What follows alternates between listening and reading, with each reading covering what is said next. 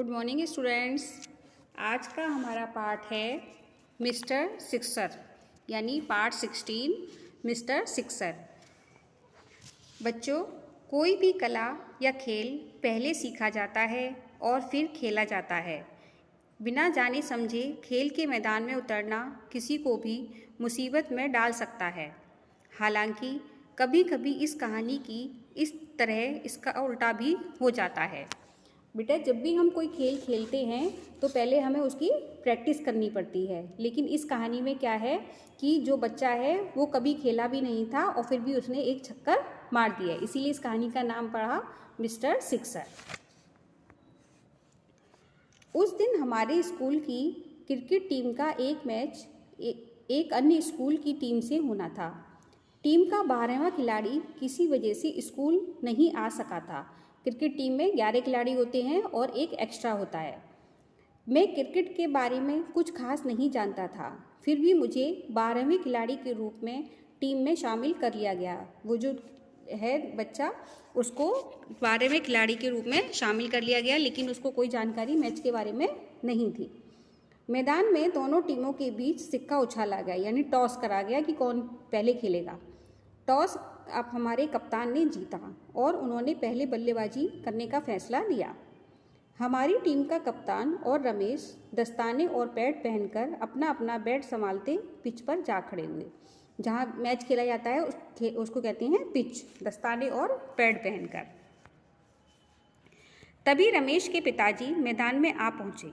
आते ही रमेश का कान पकड़ते हुए बोले, तुझे 1000 बार मना किया है कि पढ़ाई छोड़कर मत खेला कर, लेकिन तू अपनी आदत से बाज नहीं आता। चल घर चल।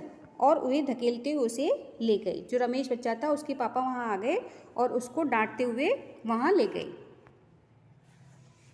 रमेश के जाते ही मुझे खेलने वालों में शामिल कर दिया गया। सबने मुझे बधाइयाँ दी। हमारे कप्तान को मालूम नहीं था कि मैं क्रिकेट में शून्य हूँ, यानी क्रिकेट में 0 हूँ, मुझे क्रिकेट के बारे में कुछ नहीं आता। उनका मानना था कि जो लड़का पढ़ने में इतना होशियार है वह खेल में और भी बढ़ चढ़कर होगा।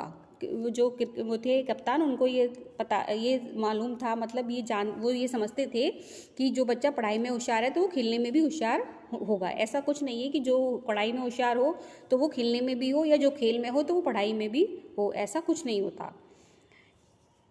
उनके आदेश पर मुझे प्रारंभिक बल्लेबाज के रूप में पिच पर जाना पड़ा, यानी पहले बल्लेबाज उसे ही बना दिया गया। मैच शुरू हुआ तो हमारे कप्तान ने पहले ही ओवर में 3 चौके दे मारे। सबने तालियां बजाई। मैं मन ही मन खुश हो रहा था, क्योंकि मुझे ना तो दौड़ना पड़ रहा था और ना ही गेंद का सामना करना पड़ रहा था। अगले ओवर में मुझे गेंदबाज का सामना करना था। एक ही ओवर में 12 रन बना जाने से दूसरी टीम का कप्तान काफ़ी घबरा गया था।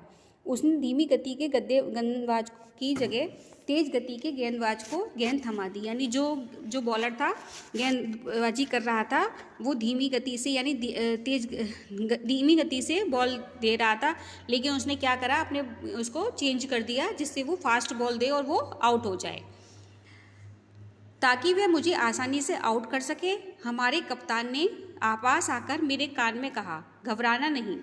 यह सुनना था कि मैं जो अब तक घबरा नहीं रहा था अब बुरी तरह घबराने लगा। मेरे हाथ पांव थर थर कांपने लगे। मेरा बल्ला तबले की तरह जमीन पर ठक ठक करने लगा।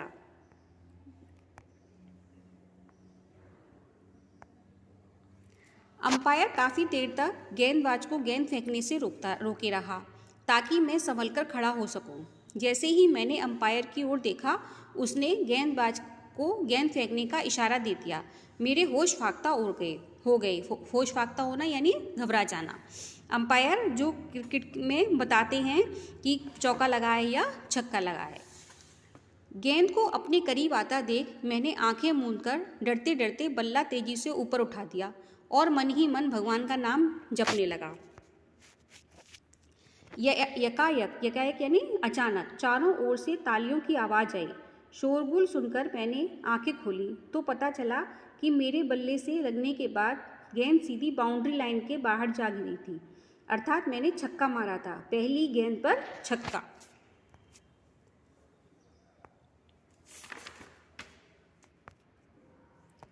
तभी गेंदबाज ने दूसरी गेंद फेंकी। मैंने फिर वही किया, फिर शोरगुल मचा। मैंने आंखें खोली तो देखा कि दूसरी टीम के 3-4 खिलाड़ी मैदान से काफ़ी दूर सड़क पर साइकिल से जा रहे एक पठान के पीछे पीछे दौड़ रहे हैं। मैदान में खिलाड़ियों और दर्शकों की हंसी के मारे बुरा हाल था। यानी क्या हुआ था कि जो बॉल थी वो मैदान से बाहर चली गई थी और वो बॉल कहाँ अटक गई थी, एक साइकिल पे जाते हुए पठान की पगड़ी में। हमारे कप्तान ने बताया कि मेरे बल्ले की मार खाकर गेंद सड़क पर जा रहे पठान के पगड़ में जा फंसी। और वही गेंद लाने के लिए 4 खिलाड़ी उसके पीछे दौड़ रहे हैं। कुछ ही देर में गेंद वापस आ गई। मैं फिर मुसीबत का सामना करने के लिए पिच पर डट गया। गेंदबाज फिर दौड़ा और मैंने फिर आंखें मूंदकर बल्ला घुमा दिया। अचानक कई जगहों से आउट, नॉट आउट की मिली-जुली आवाज़ें आने लगीं। जब मैंने अपनी आंखें खोली तो देखा कि गेंद कई हिस्सों में बंटकर कई खिलाड़ियों के हाथों में मौजूद है, यानी गेंद फट गई थी। हमारे कप्तान ने बताया कि बल्ले से लगते ही गेंद टूटकर कई टुकड़ों में बंट गई थी। जिसके भी हाथ में टुकड़ा आया वही चिल्लाया, कैच आउट। चूँकि एक बड़ा टुकड़ा ज़मीन पर गिर गया था, इसलिए अंपायर ने मुझे आउट नहीं माना। काफ़ी देर तक इसी बात पर विवाद होता रहा। विवाद यानी बहस होती रही। वे जब अंपायर ने दूसरी टीम की अपील नहीं मानी तो उन्होंने आगे ना खेलने का फैसला लिया और मैदान छोड़कर चलते बने। बाद में पता चला कि वे लोग मेरी बल्लेबाजी से घबराकर ही भागे थे। जो दूसरी टीम के लोग थे वो उसकी बल्लेबाजी से घबराकर भाग गए थे। उन्हें डर था कि मेरे जैसा छक्का मार बल्लेबाज जिस टीम में होगा उसके भला वे कैसे जीत पाएंगे। और हमारी टीम भी यही मानने लगी थी कि मेरे जैसा खिलाड़ी जब तक टीम में है तब तक और कोई हमें नहीं हरा सकता। यह धाक जमाने के बाद ना तो मेरे स्कूल में रहने तक किसी स्कूल की टीम के साथ हमारा मैच हो पाया और ना मेरी पोल ही खुल पाई कि मैं क्रिकेट में शून्य हूँ, मुझे कुछ नहीं आता। ये भी पोल नहीं खुली और ना किसी ने उसकी बल्लेबाजी देखकर साहस किया कि वो उसके साथ खेलें। आज भी उस स्कूल में मुझे मिस्टर सिक्सर और नॉट आउट खिलाड़ी के नाम से ही याद किया जाता है। धन्यवाद।